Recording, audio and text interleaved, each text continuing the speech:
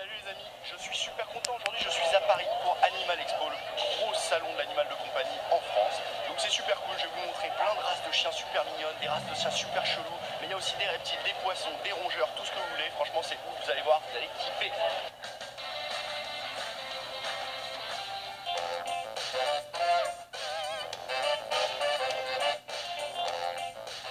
Dans ce salon, vous avez la plupart des professionnels de l'animalerie en France qui sont là et qui ont un stand. Donc vous avez toutes les marques, que ce soit l'aquariophilie, que ce soit les chiens, que ce soit les chats. Mais il y a aussi beaucoup d'animaux parce que vous avez beaucoup d'éleveurs qui viennent présenter leurs animaux. Donc on va faire un petit tour, on va vous montrer plein de trucs cool et je pense que vous allez kiffer parce que moi je suis comme un ouf quoi. Venez. Je suis avec Dokan et Tawana qui sont deux races incroyables de chiens. Ce sont des chiens loups tchécoslovaques. Ils appartiennent à Angélique qui est ici avec moi, qui les élève. Et en fait donc c'est la race qui est la plus apparentée au loup dans les races canines. Donc elle est vraiment très proche du loup. C'est un chien, alors c'est un chien qui est super gentil mais qui a besoin quand même d'une éducation renforcée entre guillemets, de s'y connaître en cynophilie parce que c'est un chien qui est très intelligent et qui va exploiter un peu les failles d'éducation s'il y en avait. Mais c'est vraiment un chien incroyable que je trouve magnifique. Et regardez comme ça ressemble au loup, c'est vraiment dingue quoi. C'est vraiment dingue. Si vous avez de la place, que vous aimez les chiens, que vous voulez une race un peu atypique et que vous êtes prêt à vous investir à mort dans votre chien, le loup tchèque est un bon candidat, c'est un super chien. Vous savez ce que c'est ça? Vous allez me dire c'est une balle de tennis, et bah c'est bien mieux.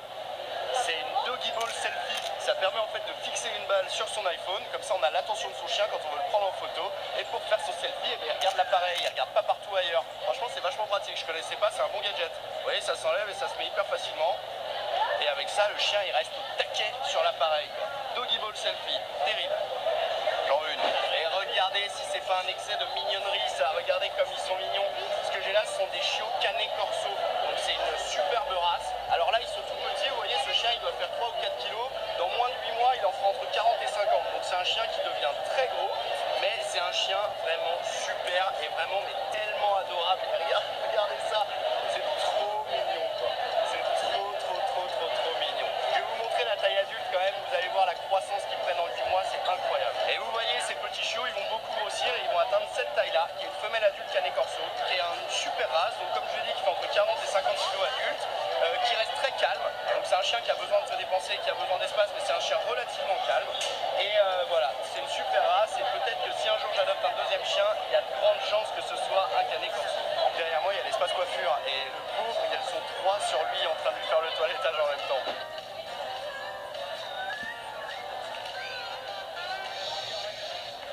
Et c'est parti pour la séquence Dog Chef. C'est comme Top Chef mais pour les chiens parce que je suis sur un stand de nourriture pour chiens haut de gamme. Je suis avec Jennifer et Marianne qui sont les distributrices de cette marque qui s'appelle Dog's Love et qui est une marque de produits d'alimentation canine qui est bio, qui est sans gluten, qui est sans additifs, qui est très bonne pour la santé. Donc du coup je leur ai demandé, je leur ai dit est-ce que je peux goûter et elles m'ont répondu Oui. et moi j'ai pas super confiance. Vous êtes vraiment sûr que je peux goûter ça? Sûr. Parce que c'est moi qui goûte, c'est pas elle. Donc je vais goûter le Dog's Love et je vais vous dire véritablement ce que c'est. Roulement de tambour. Ça c'est pas mal. Voilà. C'est super C'est bon. pas mal. On dirait on dirait pas de la boîte de chien. En même temps je mange pas régulièrement, mais on dirait du pâté. Voilà. C'est de la Non, mais c'est nourriture. Ah, il y a des morceaux de pommes de terre. C'est vrai que c'est super bon, Il y j'aimerais a de la dinde à Ah ouais. 50%. Pour l'apéro, quand vous êtes avec vos potes et qu'il n'y a plus rien, on Bah sort ouais. dans une Meilleur boîte. que ce qu'on mange. Ok, c'est vraiment pas mal. Je confirme. Je crois que je vais en prendre pour mon chien parce que vraiment, ok, c'est étonnant quoi. Et c'est 100% bio, je le rappelle. Donc Dog's Love, si vous voulez nourrir votre animal en haut de gamme, allez voir ça, c'est vraiment étonnant. Merci beaucoup. De rien. Merci beaucoup. Merci.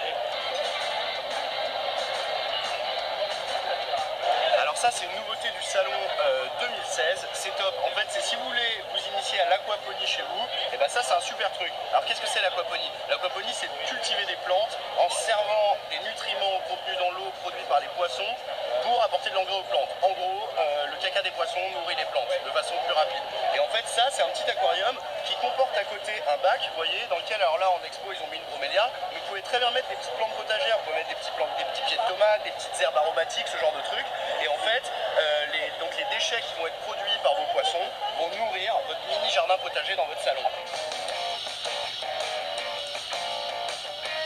J'ai dans les bras la plus grande race de chat au monde, le Maine Coon. Il est originaire des États-Unis, l'État du Maine. Et en fait, c'est un chat qui est un peu particulier parce qu'il a un corps de chat, vous voyez, un gros corps de chat. Mais il a une psychologie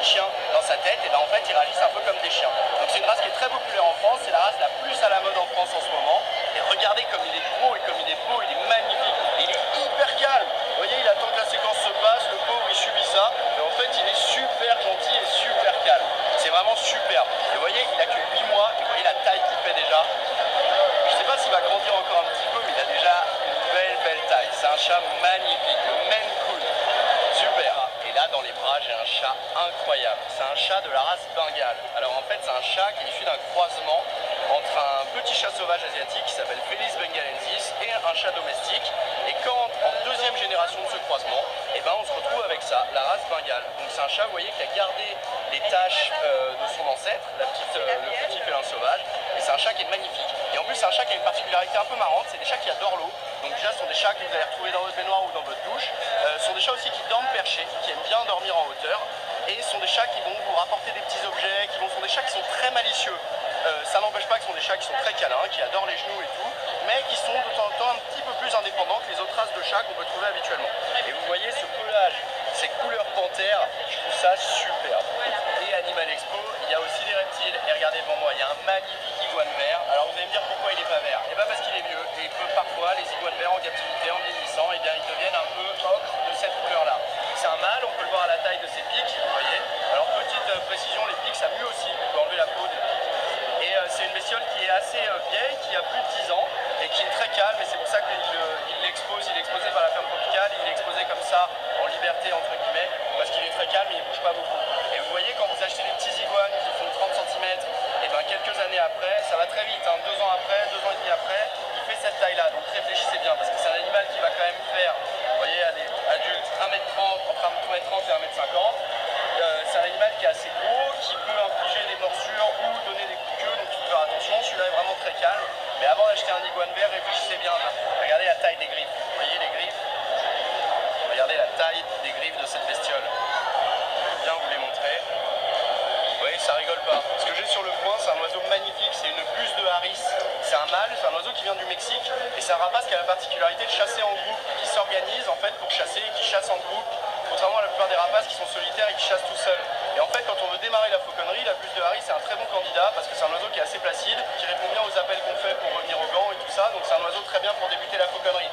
Pourquoi je vous parle de ça? Parce que ici, vous pouvez vous inscrire à des stages de fauconnerie dans le 95 pour vous initier à cet art, parce que c'est un vrai art, la fauconnerie qu'on maîtrise depuis très longtemps, l'humain maîtrise ça depuis très longtemps. Et si ça vous intéresse, si vous avez envie d'apprendre, et bien vous tapez stage de fauconnerie dans le 95 sur Google et vous serez mis en relation avec cette entreprise qui va vous permettre de vous initier à ça. Et c'est vraiment un truc super. Moi j'en faisais quand j'étais un peu plus jeune et tout, et c'est vraiment une activité que j'ai adorée et c'est vraiment super bien parce qu'on apprend à connaître les oiseaux, on apprend, c'est une activité de nature, donc c'est vraiment super bien.